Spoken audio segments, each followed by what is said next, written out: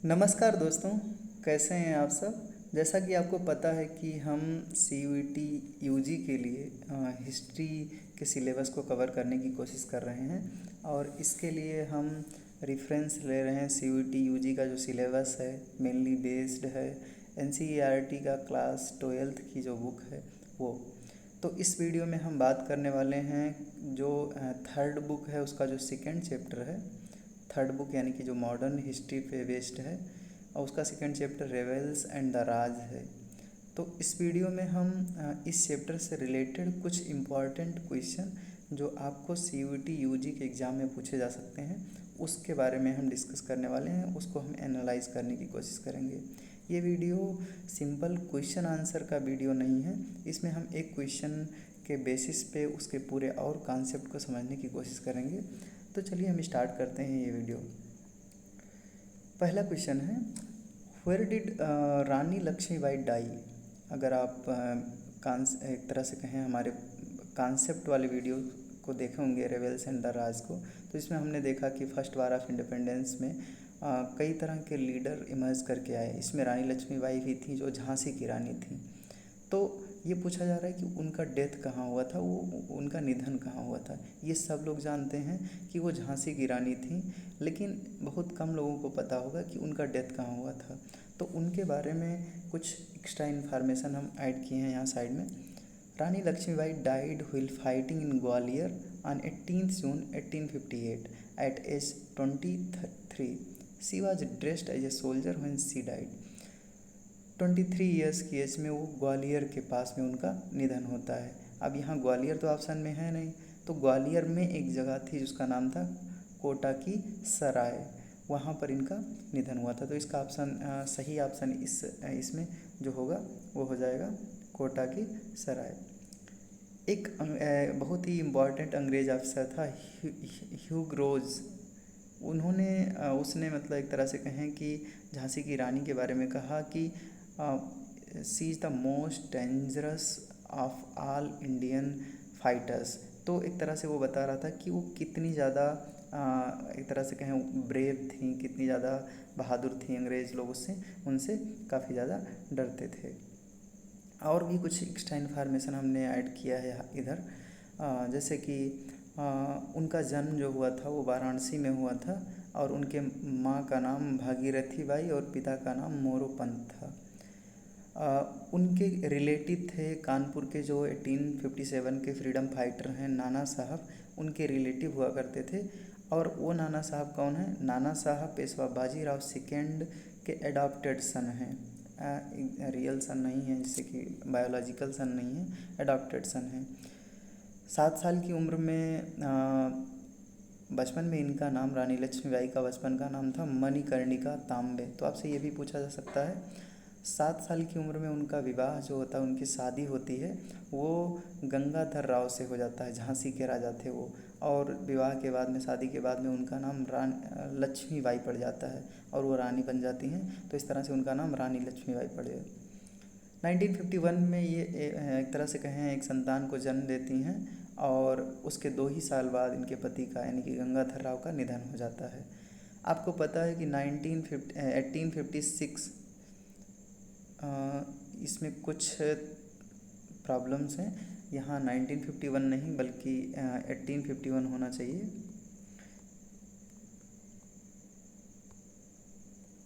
यहाँ जो एक तरह से कहें 1951 है, यहाँ 1851 होगा और यहाँ 1953 ना हो करके 1853 होगा, इसको करेक्ट कर लीजिएगा। उस समय जो इंडिया का गवर्नर जनरल था वो डलहौजी था, लॉर्ड डलहौजी। और एक तरह से कहें वो बहुत ही क्रूर गवर्नर जनरल था। तो एक तरह से 1858 तक, जैसा कि हम कहानी और चीज़ें पढ़ चुके हैं कि किस तरह से ये फ्रीडम फाइटर नेशनल मूवमेंट में पार्टिसिपेट करते हैं और उसका रिज़ल्ट क्या होता है।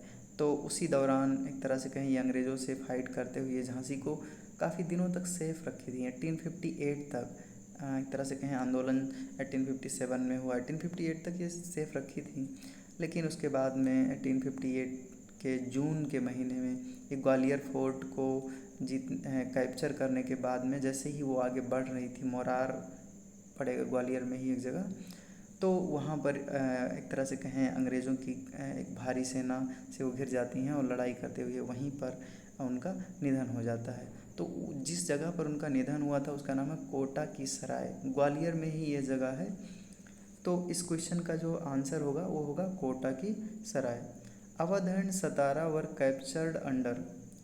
आपको हमने उस लास्ट वीडियो में जब हम चैप्टर को कॉन्सेप्चुअली अंडरस्टैंड कर रहे थे तो हम बताया कि कई तरह के सिटीज़ थे जिनको ब्रिटिशर्स कैप्चर किए थे।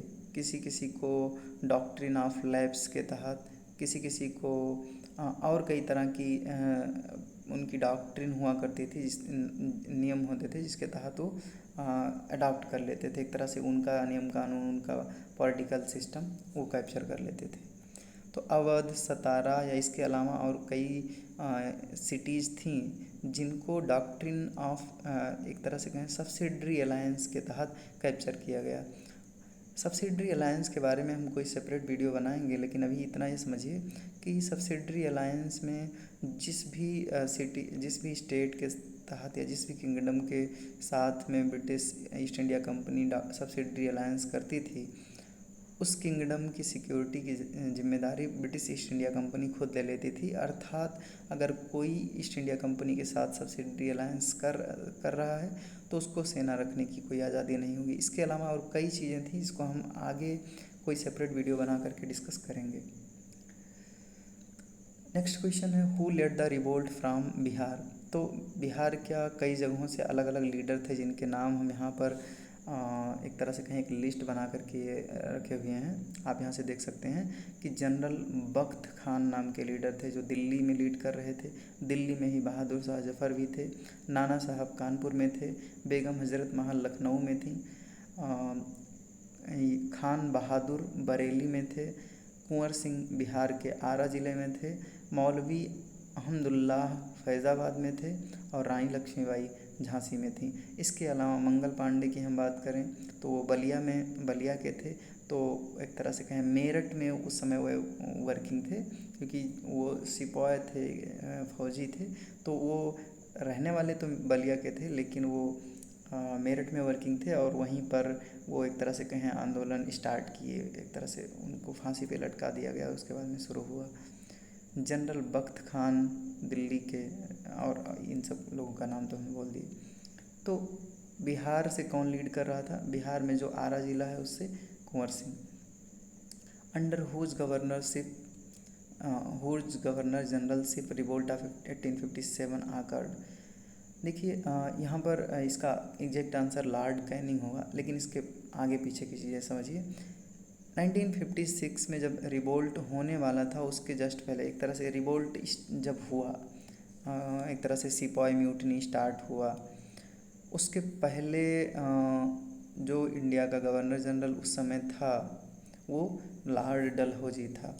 लॉर्ड डलहौजी ने कई तरह की पॉलिसीज़ बनाई, जिसमें डॉक्ट्रिन ऑफ लैब्स बहुत इम्पॉर्टेंट पॉलिसी थी।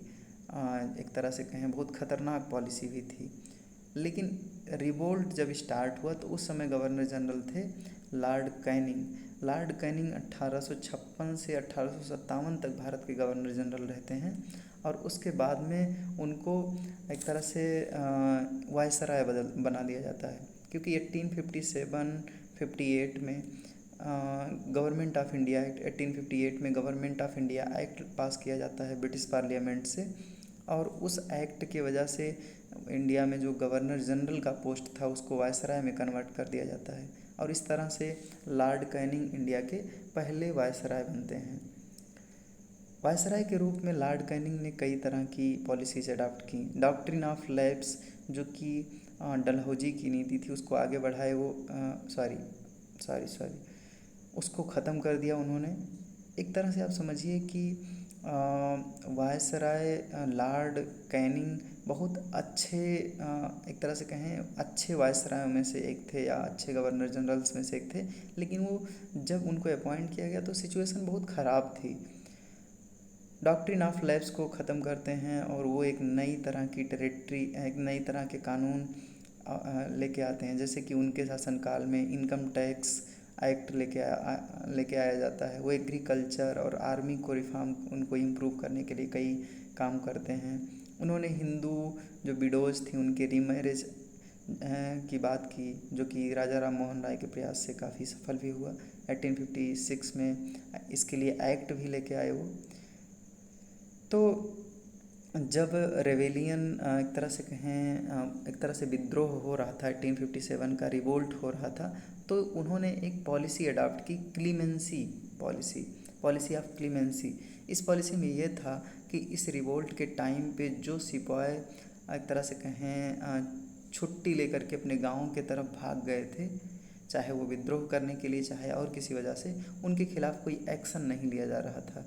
इसको क्लीमेंसी पॉलिसी कहा गया है, पॉलिसी ऑफ क्लीमेंसी। इसीलिए कई ऐसे विरोधी लॉर्ड कैनिंग के, जो लॉर्ड कैनिंग के क्रिटिक थे, वो इस पॉलिसी को क्लीमेंसी कैनिंग पॉलिसी या उनको क्लीमेंसी कैनिंग कहे, कैनिंग को क्लीमेंसी कैनिंग, क्योंकि क्लीमेंसी एक ऐसा टर्म था, ऐसी पॉलिसी इंडियंस के लिए काफ़ी अच्छी थी एक तरह से माने तो उनको क्रिटिसाइज़ करने के लिए ये इस तरह का काम करते थे। तो 1857 का जो रिवोल्ट हुआ था वो लॉर्ड कैनिंग के टाइम पे हुआ था। आगे फेमस ब्रिटिश जर्नल, वो कौन सा फेमस ब्रिटिश जर्नल था, कॉमिक सटायर, जो रिवोल्ट के टाइम पे काफ़ी फेमस था, एक तरह से बहुत चल रहा था। हमने उसका पिक्चर भी साइड दिया हुआ है, अगर आप चाहें तो देख सकते हैं। ये पंच नाम था इसका, ये लंदन चरीवारी भी इसका नाम था, इसको पंच या लंदन चरीवारी के नाम से जाना जाता था। इसका इस्टेब्लिशमेंट या इसकी स्टार्टिंग 1851 में हुआ था। तो ये करता क्या था, ये सटायरिकल चीज़ें प्रेजेंट करता था। सटायरिकल चीज़ें एक तरह से कहें कि कुछ ऐसा व्यंग, अगर आप हिंदी में समझ पाएँ तो, उसको प्रेजेंट करने का काम करता था। तो वो उसका पंच नाम था या लंदन चरीवारी, आप इसको याद रख सकते हैं। इसके बाद में है सिकंदराबाग इज़ लोकेटेड। तो सिकंदराबाग कहाँ है, आगरा, कानपुर, रांची या लखनऊ, कहाँ? ये लोकेशन बहुत ही फेमस लोकेशन है, क्योंकि यहाँ पर हुआ ये कि जो रेवेलियन थे, एक तरह से कहें जो सिपाही म्यूटिनी या और लोग थे, उन्होंने एक बहुत बड़ी दीवार खड़ी कर दी लेफ्टिनेंट जनरल सर कैंपबेल के रास्ते को रोकने के लिए। वो अपने रेसिडेंसी की तरफ जा रहे थे, अपने निवास स्थान की तरफ, और उनके रास्ते को रोकने के लिए बीच में सड़क पर दीवार खड़ी कर दी गई। तो इसलिए वहाँ पर काफ़ी एक तरह से कहें कि वो स्थान काफ़ी फेमस है, सिकंदराबाग। लखनऊ में एक और जगह है पलटन बाग, वो भी काफ़ी फेमस है, आप उसको याद रख सकते हैं। मेनली इस तरह के क्वेश्चन से बहुत डिस्क्रिप्टिव चीज़ें तो आने वाली नहीं हैं, आप ऑब्जेक्टिव चीज़ें ज़्यादा पढ़ रहे हैं, लेकिन इसके बाद भी फैक्चुअल चीज़ें थोड़े कॉन्सेप्चुअल तरीके से पढ़ेंगे तो ज़्यादा सही रहेगा। तो पलटन गांव पूछा जा सकता है कि किस सिटी में है, जो कि 1857 के रिवोल्ट से रिलेटेड है। वो प्लेस जहाँ पर रिवोल्ट 1857 स्टार्ट हुआ तो वो बैरकपुर छावनी था, लेकिन ऑप्शन में बैरकपुर छावनी तो दी नहीं है। तो जो 1857 का रिवोल्ट जो बैरकपुर एक तरह से कहें कैंटोनमेंट जोन था, वो मेरठ में था। तो ऑप्शन में मेरठ है तो उसको मार देते हैं, अदरवाइज़ बैरकपुर होता तो उसको, जहाँ से मंगल पांडे ने रिवोल्ट किया था। हु वाज नॉन एज डंका शाह, डंका शाह के नाम से किसको जाना जाता है? तो लखनऊ के एक तरह से कहें उस समय 1857 के रिवोल्ट में मौलवी अहमदुल्लाह शाह नाम के एक लीडर थे, उनको डंका शाह के नाम से जाना जाता था। इसके पीछे एक बड़ा वजह ये है कि ये अंग्रेज़ों के ख़िलाफ़ जो लड़ाई थी उसको जिहाद मानते थे ये, और जिहाद मतलब रिलीजियस वार, कि ये हमारे रिलीजन को बचाने का वार है और अंग्रेज़ों के ख़िलाफ़ लड़ाई लड़ना ज़रूरी है। तो ये डंके के चोट पे पूरे एक गांव से दूसरे गांव चीज़ों को फैलाते थे कि आप लड़ाई में शामिल होइए, और इसीलिए इनको डंका शाह, ड्रम पीट पीट करके लोगों को बता रहे थे, इसीलिए इनको डंका शाह के नाम से जाना जाता है। लखनऊ में इन्होंने चिन्हत बैटल जो है उसको फाइट किया और उसमें वो अंग्रेज़ों को हराने में सक्षम भी रहे। तो ये भी पूछा जाता है कि चिन्हत बैटल एक तरह से कहें वो कौन सा बैटल था जिसमें अंग्रेज़ हार गए 1857 में, क्योंकि ज़्यादातर बैटल को अंग्रेज़ों ने क्रश कर दिया 2-4 दिन या 1-2 महीने बाद। तो इस बैटल में वो हार गए थे, ये भी पूछा जाता है। वो एक तरह से अवध की एरिया में एक तरह से उस समय एक्टिव थे, और अवध, लखनऊ, ये सब एक तरह से कहें लखनऊ अवध जोन में ही आता था। अवध में इनको light house of the revolt कहा जाता था, क्योंकि उस एरिया में ये बहुत बड़े लीडर माने जाते थे। हिस्ट्री में कई इम्पॉर्टेंट ब्रिटिश स्कॉलर ने इनको कई बार कोट किया है, इनके इम्पोर्टेंस को उस रिवोल्ट में समझा है, जिसमें से जीवी मलेसन एक ऐसे इम्पॉर्टेंट स्कॉलर हैं जिन्होंने बार बार इनके नाम को कोट किया है। हु वाज नॉन, अच्छा ये क्वेश्चन हो गया। Who described the kingdom of Awadh, ये cherry that will drop into our mouth one day.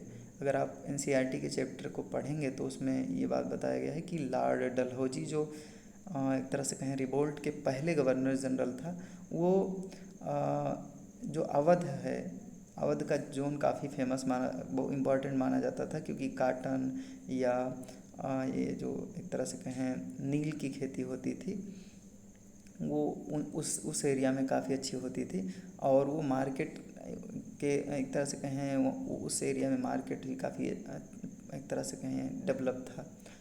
तो उसको कैप्चर करना ब्रिटिशर्स के लिए काफ़ी ज़रूरी था, क्योंकि रेवेन्यू के लिए वो जोन काफ़ी अच्छा था, इनके लिए प्रोडक्शन काफ़ी होता था, नदियाँ भी ठीक ठाक एक तरह से कहें फैली हुई हैं वहाँ पर, लैंड ज़्यादा सही है।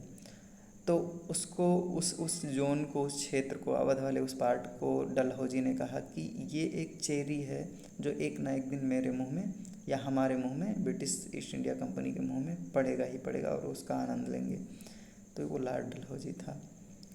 Who was the younger son of Burgess कदर, लखनऊ के नवाब थे बर्जिस कदर, उनके बेटे का नाम था नवाब वाजिद अली शाह, उनके छोटे बेटे थे ये, जो कि लखनऊ के अंतिम नवाब के रूप में जाने जाते हैं। तो आपसे ये भी पूछा जा सकता है who was the last Nawab of Lucknow, क्योंकि नवाब वाजिद अली शाह जब अपने पिता के बाद में नवाब बनते हैं 1857 में, तो कई तरह की एक तरह से कहें जो डलहौजी था, डलहौजी नहीं सॉरी, लॉर्ड कैनिंग या फिर उस समय का एडमिनिस्ट्रेशन, इनको इनकी कई सारी, लॉर्ड डलहौजी ने ही इनको हटाया था।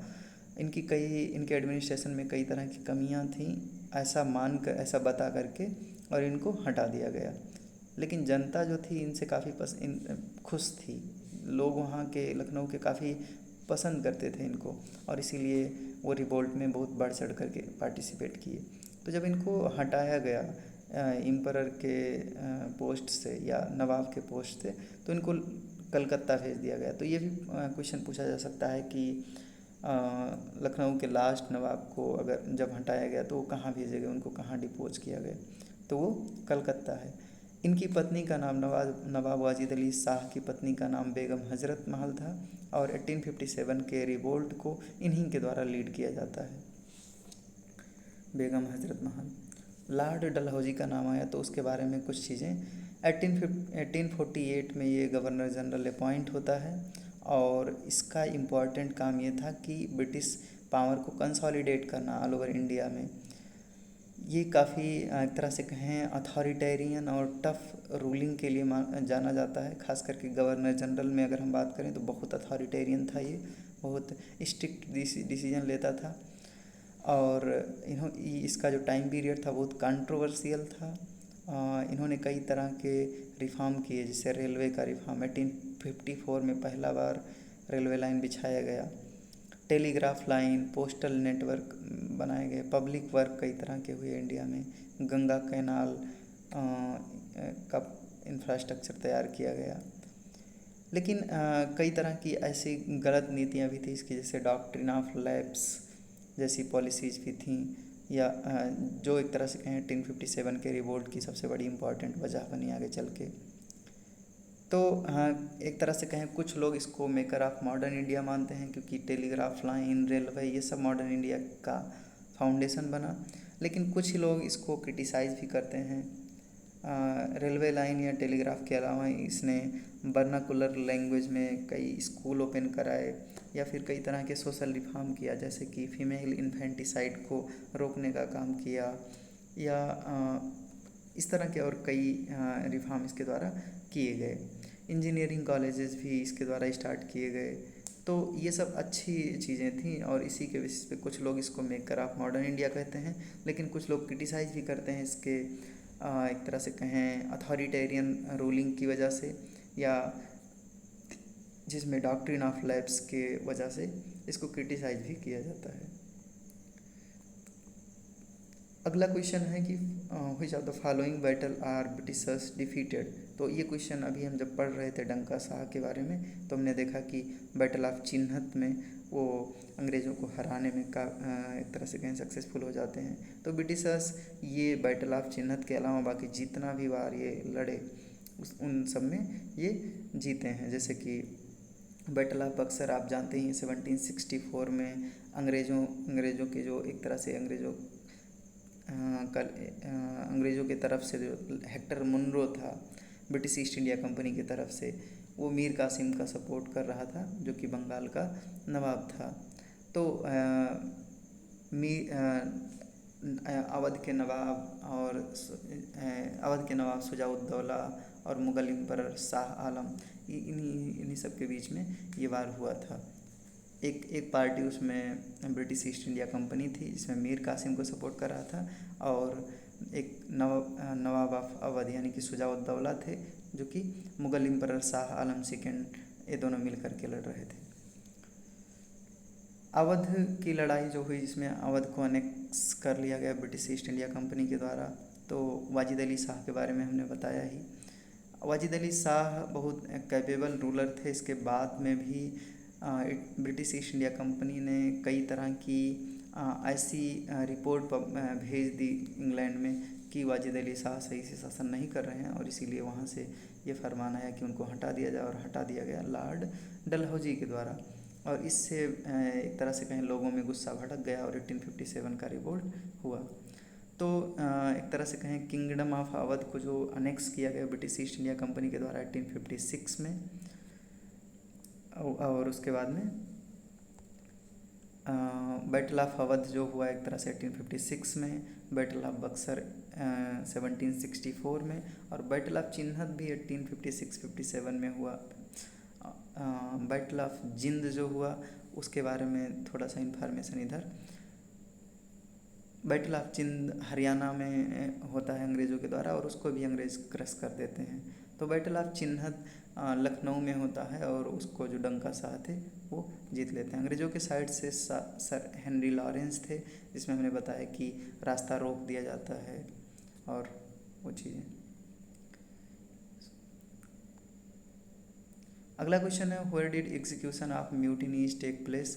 तो एक तरह से कहें एग्जीक्यूशन यानी कि रिवोल्ट के बाद में अब जो उसमें पार्टिसिपेट किए थे सिपॉय, उनको अब एग्जीक्यूट किया जाएगा कि अगर वो पार्टिसिपेट किए थे यानी कि ब्रिटिश ईस्ट इंडिया कंपनी के अगेंस्ट में वो कोई लड़ाई लड़ रहे हैं, तो उनको सजा दिया जाएगा। तो ये काम कहाँ हुआ? ये काम हुआ पेशावर में, ये भी आप याद रखिए।